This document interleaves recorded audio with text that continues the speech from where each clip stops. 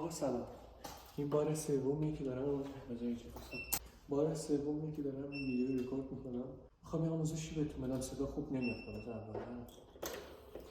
شما برای باز کردن در باز اول باید موتور رو خاموش کنید، بعد به چرخ تپ بزنید که باز بشه صندوق بود. من میخوام یک راهکاری بهتون نشونم بدونی که موتور خاموش بشه در باکس رو بتونید باز بکنید. خیلی باید فرض باشید.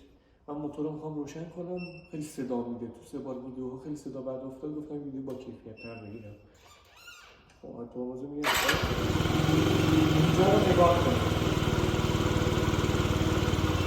اول گاز میگیرید، اول سویچ رو آماده بکنید، گاز میگیرید، خیلی سریع باز شد، دوباره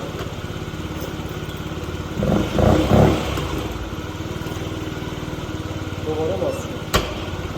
بار سوم میریم موتور رو میریم متوجه میشیم. من میدونم بار سوم رو باید باز میکنیم.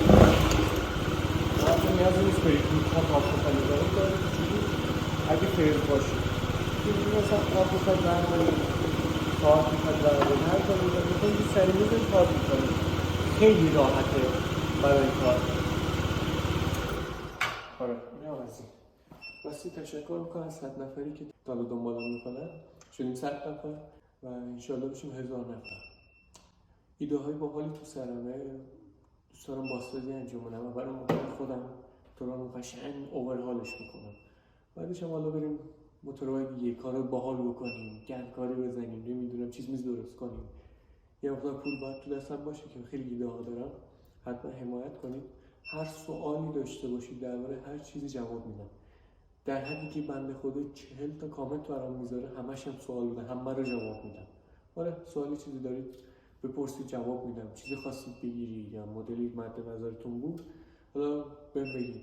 یه ویدیو میخوام درست میکنم که کدوم موتور پاکشی است، کدوم از شیراز و بندر عباس، کدوم از این شهر رو بگیریم هر موتوری. خیلی ممنون. خداحافظ.